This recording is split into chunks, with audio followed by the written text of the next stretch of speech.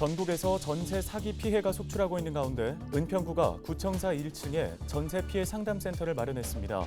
센터에서는 전세 피해 상담을 접수하고 보증금 미환급 시 대처 방안 등을 안내합니다. 주택 임대차 계약 상담도 받을 수 있습니다. 서울시의회가 임차인 권리 보호를 위한 조례를 개정했습니다. 개정된 조례안에는 전세 사기 피해를 예방하고 주택 임차인 보호를 위한 법률 상담을 지원하는 내용이 담겨 있습니다.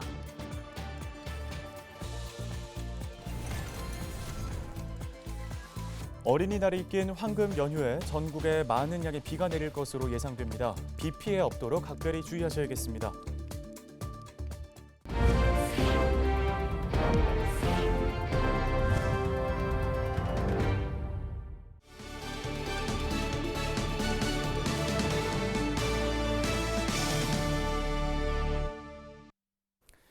시청자 여러분 안녕하십니까? 헬로티비 뉴스입니다. 은평구가 전세 피해 상담센터를 마련했습니다. 은평구는 전세 사기 피해 예방과 피해자 지원을 위한 전세 피해 상담센터를 운영 중이라고 밝혔는데요. 상담센터는 은평구청 1층에 마련됐습니다. 센터에서는 전세 사기 피해 상담을 접수하고 보증금 미환급 시의 대처 방안, 소송 등의 절차, 전세 피해 관련 지원 기관 등을 안내합니다. 또 변호사와 공인중개사를 통해 주택 임대차 중개 분쟁, 전세 사고 유의 사항, 주택 임대차 계약 상담 등도 받을 수 있습니다. 공인중개사 상담은 월수금 오후 2시부터 4시까지 가능하며 전화로 사전 예약 후에 방문하면 됩니다. 최근 전국적으로 전세 사기 피해가 잇따르면서 사회적 문제가 되고 있는 가운데 서울시의회가 임차인 권리 보호를 위한 조례를 개정했습니다.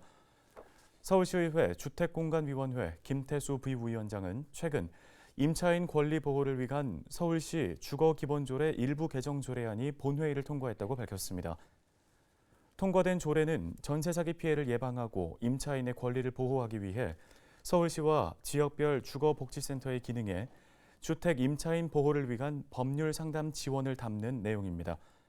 이번 조례 개정으로 주거복지센터가 법률 상담 인력을 확보할 수 있는 근거가 마련될 것으로 전망됩니다.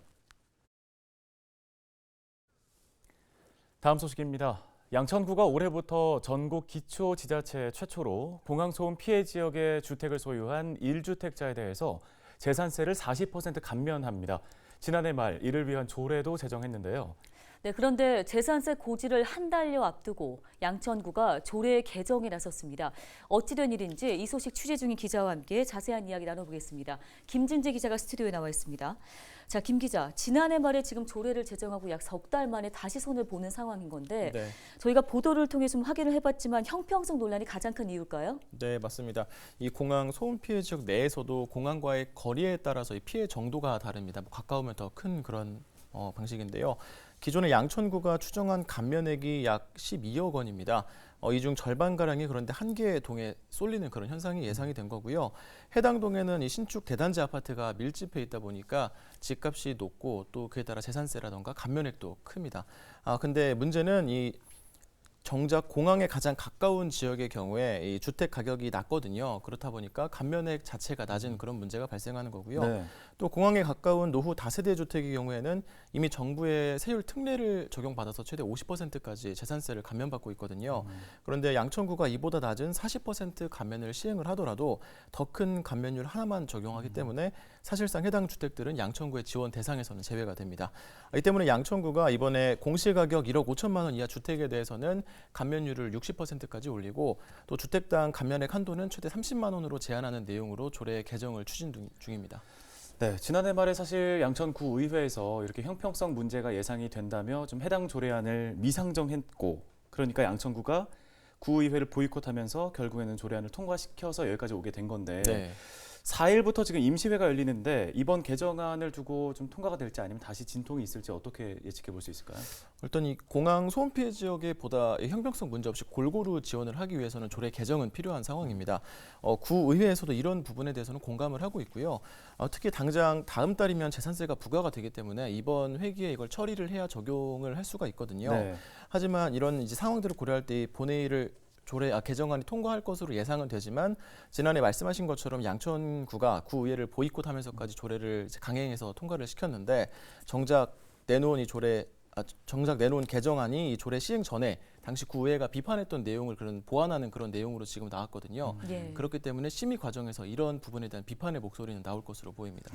예, 아무쪼록 제도를 시행하기 전에 보완에 나선 건 참 다행인데 그런데 지금 앞으로도 이렇게 매년 지금 조례를 개정을 해야 하는 상황이란 얘기인 거죠? 그렇죠. 이게 그럴 가능성이 있어 보이는데요. 네. 이번에 조례를 개정하면 감면 대상이 확대가 됩니다. 이에 따라서 기존의 양천구가 약 12억 원으로 추산했던 그 감면액도 20억 원 정도로 늘어나는데 문제는 기초지자체가 지방세를 감면할 수 있는 한도가 정해져 있다는 겁니다. 이 한도가 전전년도 지방세 징수 결산액의 일정 비율을 곱한 금액으로 정해지는데 한도 이상으로 지방세를 감면할 경우에는 그 다음에 감면 한도가 축소 조정되는 페널티를 받습니다. 네. 양천구의 경우에는 공항 소음 피해 지역 내 재산세 감면을 포함해서 올해 전체 지방세 감면 한도가 약 20억 원입니다. 양천구가 추산한 그 공항 소음 피해 지역 내 재산세 감면액이랑 거의 비슷한 예. 수준인데요. 내년에 만약에 뭐 주택 공시가격에 변동이 생겨서 재산세 감면액이 더 커질 경우에는 이 페널티를 받을 수밖에 없는 그런 상황인 거고 네. 이 경우에는 뭐 재산세 감면 비율이라던가 주택당 최대 감면 한도를 낮춰서 감면의 규모를 줄여야 되는 그런 상황입니다. 그래서 이번에 재산세 감면은 뭐 이기재 구청장이었던 공약이었는데 임기인 오는 2025년까지 시행이 되거든요. 그래서 뭐 내년이나 내후년에 이런 상황에 따라서 또다시 조례를 개정할 가능성이 남아 있습니다. 네, 알겠습니다. 오늘 관련해서 소식은 여기까지 듣겠습니다. 김진재 기자였습니다. 수고하셨습니다. 고맙습니다.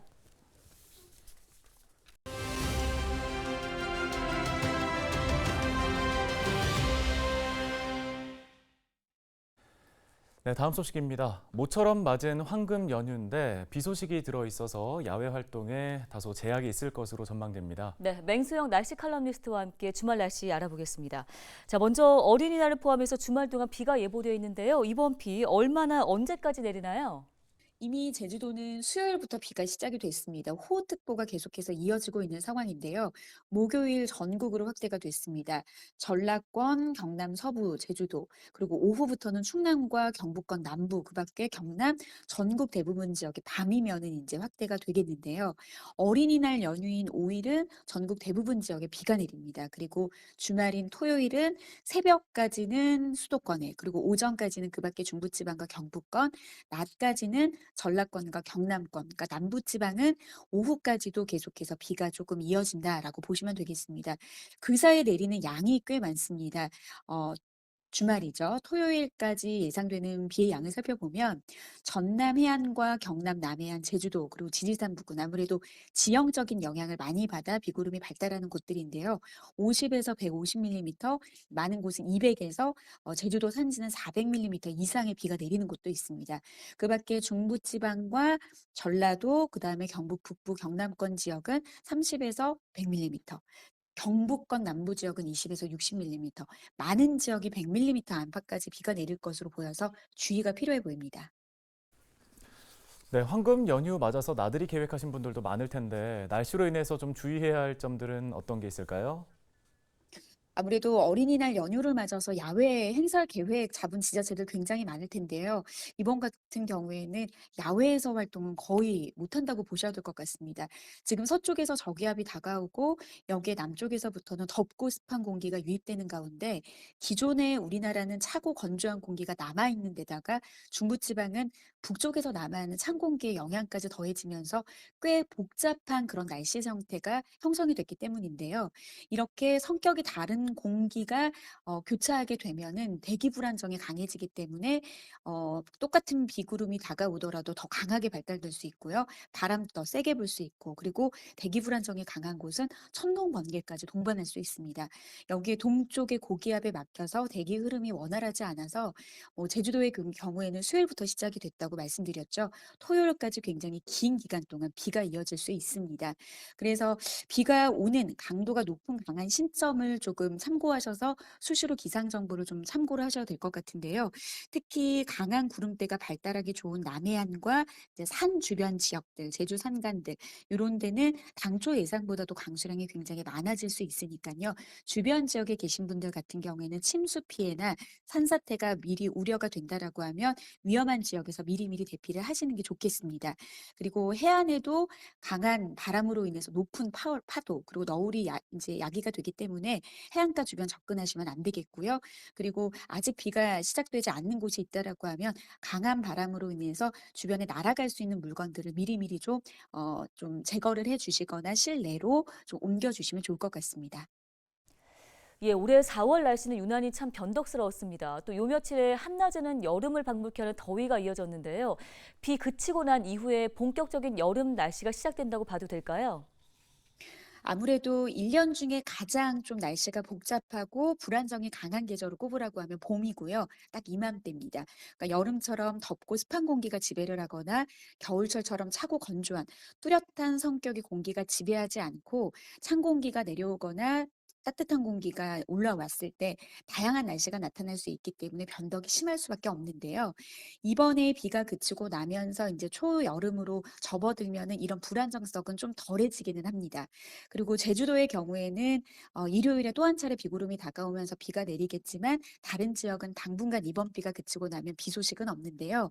그렇다라고 해서 최근에 나타냈던 거의 6월 상순에 해당되는 그런 초여름 날씨가 찾아오진 않겠습니다. 드라마틱한 그런 여름 더위는 찾아오지 않을 것으로 보이고요. 이번 비가 그치고 나면 그냥 평년 이맘때 봄다운 날씨가 이어질 것으로 보시면 되겠습니다. 네, 꽤 많은 양의 비 그리고 강한 바람까지 찾아온다고 하니까요. 시설물 피해나 안전사고 없도록 각별히 주의를 해야겠습니다. 말씀 여기까지 듣겠습니다. 맹소영 날씨 칼럼니스트였습니다.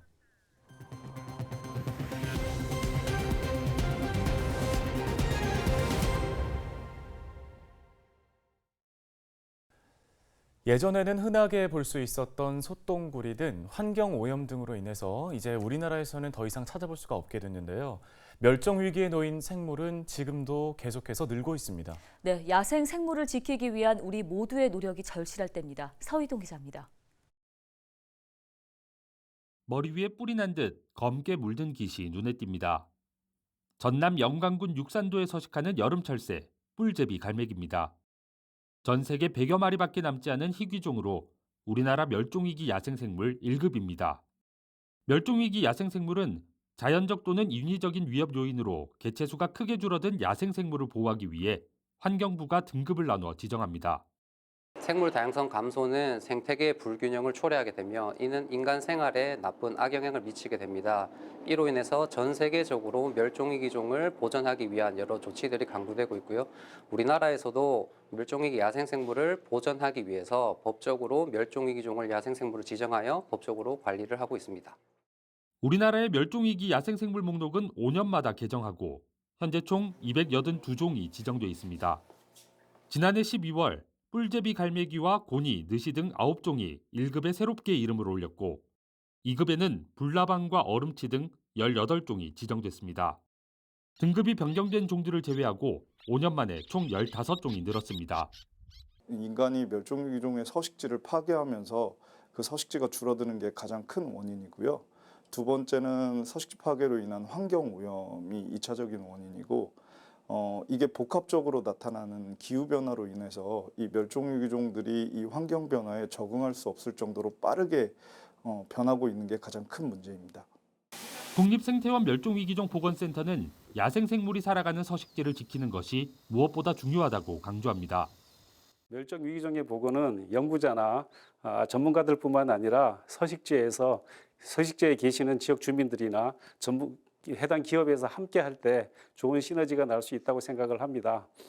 지역 주민들께서는 서식지 보존을 위한 좋은 환경 정화 활동에 참여해 주시고 기업에서도 환경적인 측면에서 조금 더 신경을 써 주신다면 앞으로 멸종위기종의 보건에 좋은 청신호가 켜질 것이라고 생각합니다. 멸종위기종을 보호하기 위한 노력은 곧 우리가 살아가는 환경을 지키는 일과 같습니다. 헬로티비 뉴스 서희동입니다.